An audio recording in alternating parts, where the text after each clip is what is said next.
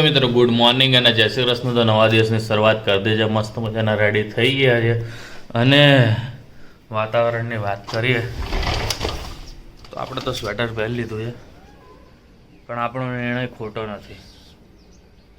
પવન તો છે એટલે ટોપી પણ પહેરવામાં આવશે.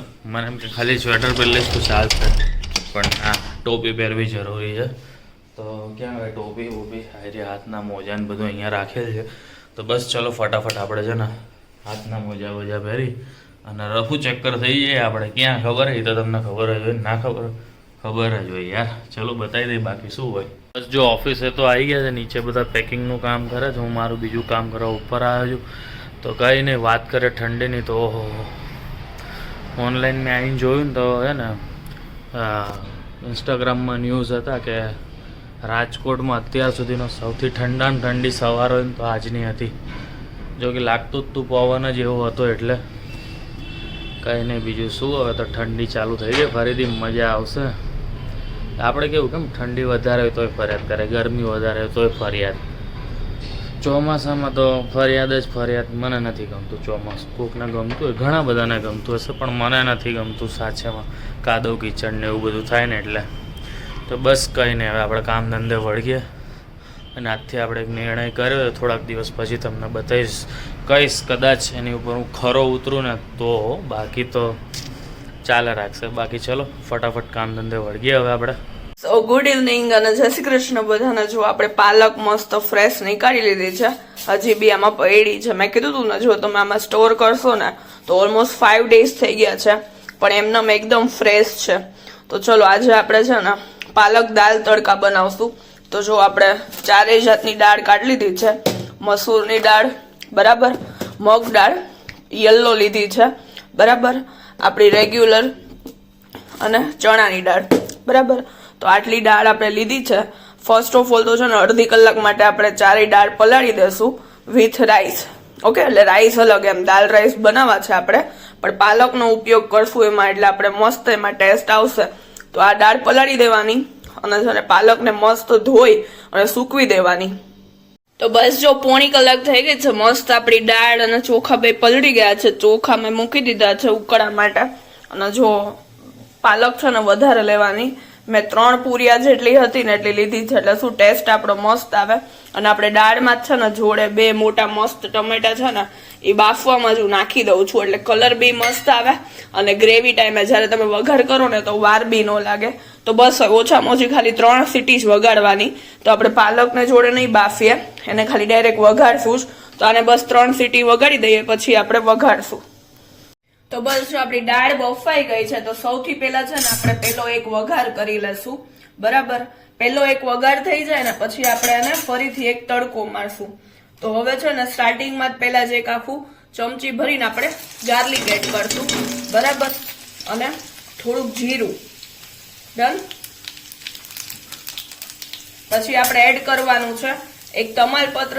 ગેસની ફ્લેમ છે ને લો જ રાખવાની, અને એક મરચું એડ કરશું. પછી થોડીક હિંગ એડ કરી બરાબર. હિંગનો ટેસ્ટ બહુ જ મસ્ત આવશે. હિંગ એડ કરી અને 2 મોટી ડુંગળી છે ને આપણે ઝીણી સમારેલી મસ્ત આપણે એડ કરી દઈશું. હવે એને મસ્ત છે ને એકદમ આપણે સાતડી લેવાની.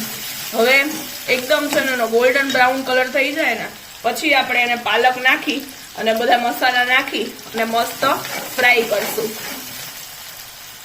તો બસ જો આવી રીતના ધીમા ગેસે છે ને આપણી મસ્ત ડુંગળીનો કલર થોડોક ચેન્જ થાય ને એટલે આપણે થોડીક અમથી હળદર એડ કરીને પાલક આપણે એમાં એડ કરી દઈશું. આ ટાઈમે હજી આપણે છે ને મરચું કે કાંઈ નાખવાનું નથી બરાબર. હળદરમાં જ આપણે મસ્ત પાલક એકદમ છે ને આપણે 3 પાણીએ ધોઈ લીધી હતી બરાબર. તો એ ધીમે ધીમે કરી અને આપણે એમાં એડ કરી દઈશું. પાલકનું પ્રમાણ છે ને આપણે થોડુંક આટલું વધારે જ લીધું છે, કારણ કે એનો ટેસ્ટ મસ્ત આવે ને એટલે. પણ તમને ખબર જ છે કે પાલક આપણે આટલી બધી બી યુઝ કરશું ને તો એ વિધિન 2 મિનિટ હમણાં જેવી મસાલા જોડે ભળશે ને એટલે આટલી કમથી થઈ જશે બરાબર. જે લોકો પાલક બનાવતા હોય એના આઈડિયા જ હશે. તો ચલો 2 મિનિટ સુધી આને બી આપણે મસ્ત કરી લઈએ. તો જો તમે જોઈ શકો છો વિધિન 2 મિનિટ કેટલી મસ્ત છે ને ગળી ગઈ. તો હજી આને આપણે છે ને 5 મિનિટ સુધી આવી રીતના ચડવા દેવાની છે, એટલે એનું કાચુંપણું હોય ને એ એકદમ દૂર થઈ જાય બરાબર. પછી આપણે એના મસાલા એડ કરશું. બાજુમાંથી તેલ છૂટવા માંડે ને પછી જો અત્યારે તમે જોશો ને તો પાણી છૂટે છે પાલકમાંથી, તો તેલ છૂટવા માંડે ને ત્યાં સુધી આપણે એને મસ્ત કરશું. એટલે 5 મિનિટ હજી સુધી રાહ જોશું. અને હા, ખાસ કે તમારે છે ને ઢાંકવાની નથી. જો ઢાંકશું ને આપણે તો પાલકનો છે ને આ ગ્રીન કલર છે ને એકદમ જે તમને દેખાય છે એ ચેન્જ થઈ જશે. એટલે આપણે એને ખુલ્લા ગેસે છે ને એકદમ આમ ચોળવવાની છે શાંતિથી.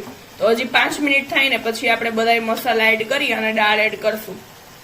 તો બસ જો હવે આપણે પાલકમાં એડ કરશું થોડુંક અડધી ચમચી ગરમ મસાલો, બરાબર, 2 ચમચી જેટલું જીરું પાવડર, હળદર તો આપણે ઓલરેડી એડ કરી દીધી હતી, બરાબર. એટલે તમને જેટલું તીખું ખાવું હોય એ પ્રમાણે આપણે ચટણી એડ કરશું. લાલ મરચું તો 2 ચમચી જેટલું લાલ મરચું એડ કરું છું. અને બધા મસાલા છે ને મસ્ત એકદમ ચોળવાઈ જાય ને પછી આપણે એમાં દાળ નાખશું. તો આ છે ને હજી આપણો પહેલો જ વઘાર થશે, બરાબર. આમાં આપણે દાળ એડ કરી દઈએ ને એટલે આપણો ફર્સ્ટ વઘાર પૂરો થશે. એના પછી એવો પ્રોસેસ આવશે ને ત્યારે આપણે હજી એક તડકો મારશું દાળમાં. અને ત્યાં સુધીમાં આપણે પરોઠા બનાવી લઈએ. તો જો 5 મિનિટમાં છે ને બાજુમાંથી તેલ છૂટું પડવા માંડ્યું છે. તો આ સ્ટેજ ઉપર બાજુમાં છે ને મેં દાળ ઉકાળવા માટે મૂકી હતી, તો એ જ આપણે આમાં એડ કરી લેશું. એટલે આપણો પહેલો વઘાર છે ને બસ આ સ્ટેજે કમ્પ્લીટ થઈ જશે. હવે આપણે આમાં જો તમને ખાટું ભાવતું હોય, જો આપણે ટમેટા વધારે 2 જ નાખ્યા છે મોટા, એટલે આપણે ખાટાનું તો કઈ ઓલું છે નહીં કે આમાં નાખવું પડે. પણ જો તમને એનાથી બી ખાટું વધારે ભાવતું હોય તો તમે લીંબુ એડ કરી શકો. બાકી ટમેટાના લીધે થોડીક ખટાશ આમાં આવી જ ગઈ છે. તો જુઓ હજી આપણે થોડીક દાળ એડ કરી દઈએ આમાં, બરાબર. તો તમે જોઈ શકો છો કેટલો મસ્ત કલર આવ્યો છે. અને આપણી દાળ ઉપર પાલક બી છે ને બહુ મસ્ત લાગે છે. એટલે શું થાય કે આપણે દાળ તો ખાતા જ હોય, પણ પાલક આપણને એમનેમ ના ભાવતી હોય તો આવી રીતના ખાઈને આપણે એને હેલ્ધી બનાવી શકીએ. તો જો આપણો પહેલો તડકો રેડી છે. હવે આપણે એને મસ્ત શાંતિથી ઉકળવા દેશું અને પછી ફાઇનલી એક બીજો તડકો ઉપરથી આપણે મારશું. તો આપણા પરોઠા મસ્ત રેડી થઈ ગયા છે અને જોડે સલાડ બી કટ કરી લીધું છે. પ્રોસેસ આવે એની રાહ જોઈએ આપણે, ત્યાં સુધીમાં દાળ તડકો મારી દઈએ. આપણે ઘરે આવી ગયા છે. દિવ્યા, યસ, બહાર જવાનું ન કહેતી આજે બિલકુલ. હું આમે કોઈ દિવસ નથી કહેતી. અરે આજે બહાર ઠંડી તો તું જો, અંબાલાલની જાહેરાત સાચી રસોડા મારે ઉતરી જશે ઠંડી બધી. ઈ મને નથી લાગતું ઉતરે, પણ બહાર ઠંડી છે. એ તો હારું થયું હું જાકેટ, આજે હું જાકેટ તારી આઈસ કેમ રેડ છે? એ તો ખંજવાળ આવતી ને તમે આમ ઘઈસી થોડીક વાર એટલે. બરાબર. આજે મસ્ત દાળ પાલક ખીચડી બનાવી છે. શું ફરી વાર ખીચડી નથી બનાવી, એમ નહીં, આખું ફરી પાલક વાળી દાળ બનાવી છે આજે. પાલક વાળી દાળ પહેલી વાર કહીશ, મેં નથી ખાધી એટલે ખાધી હોય તો કદાચ યાદ નહીં હોય. ઓકે, આપણે આ ઘરે પહેલી વાર બનાવી. હા, એટલે મને યાદ બી નહીં હોય કદાચ. એટલે આપણે દાળ ફ્રાય બનાવીને એવી રીતના જ. એટલે મને પાલક ભાવે છે. હા, તમને એમ કહી દો કે પાલક નથી ખાતો એવું નથી. પાલક તો મને ભાવે ફૂલ જોરદાર. હું કાચી ખાઈ જતો, ખબર પાલક. પાલક, કોથમીરી, પછી શું આવે મેથી.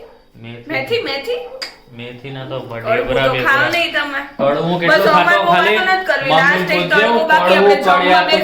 ખાતો ખાલી જલ્દી જો છે ને સાંભળવાનું તૈયાર જ નથી એવું કોઈ. તો બસ કઈ નહીં. દિવ્યા શું કરસ? તડકા મારસ.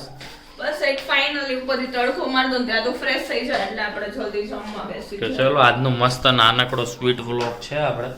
દિવ્યાનો તડકો દિવ્યા માર દે ત્યાં સુધીમાં હું ફ્રેશ તો થઈ ગયો છું. જો કે આમ સ્વેટર બેટર તો કાઢી દીધું છે. એટલે હવે આપણે ટીવી વીવી ચાલુ કરી થોડુંક સેટઅપ કરે ત્યાં સુધી દિવ્યાનું કામ પતી જાય. તો બસ જો વઘાર માટે આપણે તેલ અને છે ને ઘી બે મિક્સ એક ચમચી લઈ લીધું છે, બરાબર. ફરીથી આપણે છે ને ગાર્લિક થી જ વઘાર કરીશું.